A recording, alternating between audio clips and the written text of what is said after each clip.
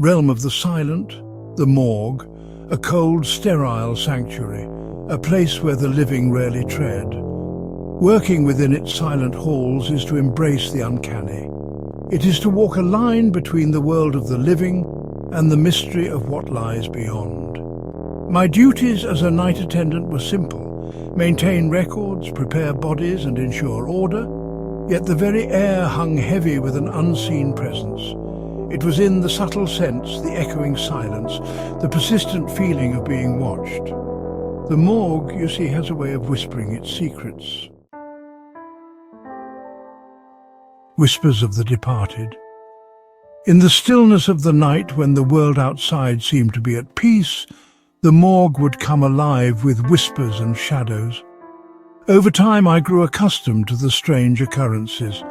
The ticking of the clock seemed louder, echoing through the empty halls, marking the passage of time in a place where time had ceased for many. Doors creaked open on their own, as if pushed by an unseen hand. Each creak and groan of the old building felt like a whisper from the past, a reminder of the lives that had once been. The faint scent of lilies, out of place in the sterile environment, would waft through the air. It was a delicate fragrance, almost comforting, yet eerily out of place amidst the cold steel and antiseptic smell. Sometimes a drawer in the cold storage would slide open with a soft hiss, revealing its occupant as if beckoning me closer. The sight of the lifeless form inside, once a person with dreams and hopes, was a stark reminder of the fragility of life. These events, though unsettling, became part of the routine. The shadows that danced on the walls, the fleeting glimpses of movement in the corner of my eye, all became familiar companions in the quiet hours of the night. I rationalized them away, blaming faulty wiring, drafts, or my own tired mind. The flickering lights, the sudden chills, all had logical explanations, or so I told myself. But deep down, a primal fear lingered. It was an ancient, instinctual fear, the kind that made the hairs on the back of your neck stand up, that made your heart race in the dead of night. It told me that perhaps, just perhaps, these occurrences were more than mere coincidence. Maybe the whispers of the departed were not just figments of my imagination, but echoes of souls that still lingered, unable to move on. The unsettling night. One night, however, shattered my composure. It began like any other, the only sound my own breath and the rhythmic hum of the fluorescent lights. I was going about my routine checks when a chill, sharper than the morgue's usual coldness, ran down my spine. A feeling, inexplicable yet undeniable, told me I was no longer alone. The hairs on my arms stood on end. My heart pounded against my ribs like a captive bird. I paused, listening intently, but the silence remained unbroken, heavy and expectant. The name tag. My gaze fell upon the recently occupied table. It was empty, prepared for the next arrival, but something was different. Resting on the cold steel surface was a name tag. It was new, the white plastic gleaming under the harsh light. I cautiously approached, my hand trembling as I reached for the tag. My blood ran cold as I read the name etched on its surface. It was my name, my very own name, staring back at me from the pristine tag. Panic surged through me, threatening to overwhelm my senses. I spun around, my eyes frantically searching the empty room for the source of the tag. There was no one. I was alone. Yet the tag lay there, a chilling testament to the unseen force at play. As I stood there, paralyzed by fear, a faint sound reached my ears. It was a soft, melodic humming coming from the end of the corridor. It was a sound so out of place, so unexpected, that it cut through my terror like a beacon of light in the darkness. Curiosity, a dangerous companion in this place of shadows, wrestled with my fear. I had to know the source of the humming. With hesitant steps, I moved toward the sound, each creak of my shoes on the linoleum floor echoing in the silence. The humming grew louder as I approached the room, its door slightly ajar. I recognized it as the mortuary's viewing room, usually bathed in soft light, but tonight shrouded in an unnatural darkness. Taking a deep breath, I pushed the door open. The humming ceased abruptly. The room was pitch black, the only light spilling in from the hallway. I fumbled for the light switch, my heart pounding against my ribs. As the fluorescent lights flickered to life, I gasped, my blood turning to ice. In the center of the room, on the viewing platform usually reserved for grieving families, stood a figure. Tall and shrouded in shadows, it emanated an aura of profound sadness. My scream died in my throat.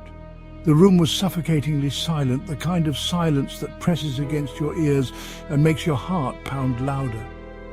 I could feel the cold sweat trickling down my back, my breath coming in shallow gasps.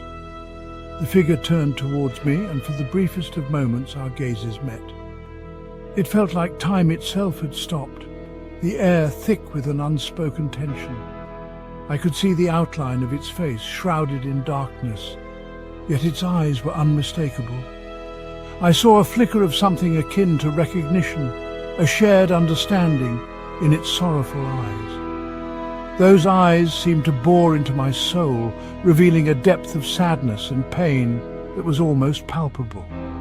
It was as if the figure was trying to communicate something, a message lost in the void between us. Then, just as quickly as it appeared, the figure vanished, swallowed by the shadows. The darkness seemed to consume it entirely, leaving no trace behind. I was left standing there, my mind racing with questions and my body frozen in place. I stumbled back, my legs giving way beneath me. The fear was overwhelming, a primal instinct that took over my entire being. I could feel my knees buckle, the strength draining from my limbs as I collapsed to the floor. The room was empty, save for the lingering chill and the echoing silence. It felt like the walls were closing in, the shadows growing longer and more menacing. The air was thick with an eerie stillness, broken only by the sound of my own ragged breathing. I lay there for what seemed like an eternity, fear a lead weight in my stomach paralyzing me. My mind was a whirlwind of thoughts, each one more terrifying than the last. I couldn't shake the image of those sorrowful eyes, the way they seemed to plead with me, until the first rays of dawn pierced through the cracks in the blinds. The light brought a sense of relief, a promise of safety that the darkness couldn't offer. As the room slowly filled with the soft glow of morning, I felt the tension begin to ease, the fear gradually loosening its grip on my heart. Shaken and bewildered, I picked myself up and left the room. The name tag was gone, vanished without a trace, as if it had never existed. I searched, desperately hoping for a rational explanation, but found nothing. The sun rose, casting long shadows that seemed to stretch and coil like phantoms. I left the morgue that morning a changed man. The experience left an indelible mark, a chilling reminder that some things defy explanation. I continued to work at the morgue, but my perception of the world had shifted. Each day, as I walked through the dimly lit corridors, I felt a deeper connection to the stories that had ended within these walls. The once sterile environment now seemed to pulse with the echoes of lives lived and lost. The line between life and death, once so clear, now seemed blurred. The boundary that separated the living from the departed felt more like a thin veil, easily pierced by the weight of memories and emotions. I found myself contemplating the fragility of existence, the delicate balance that holds our world together. The whispers of the departed, once easily dismissed, now echoed with a newfound clarity. It was as if the silence of the morgue had become a canvas for the voices of those who had passed on. Their stories, their regrets, their unspoken words seemed to linger in the air, waiting to be heard. Though I never encountered anything quite as unsettling as that night, the memory lingered. It was a night that had changed me, a night that had opened my eyes to the unseen world that exists alongside our own. The flickering lights, the cold breath in the air, the sense of being watched. All these sensations had left an indelible mark on my soul. It served as a constant reminder that there are more things in heaven and earth than are dreamt of in our philosophy. The universe is vast and mysterious, filled with wonders and secrets that we may never fully understand. As I gazed at the stars, I felt a sense of awe and humility, knowing that we are but a small part of a much larger tapestry. The morgue, a place of silence and shadows, had revealed to me the profound mystery that lies at the heart of existence. It had shown me that life and death are not opposites, but rather two sides of the same coin. In the quiet moments, amidst the shadows and whispers, I found a deeper understanding of the human experience and a newfound respect for the delicate dance between life and death.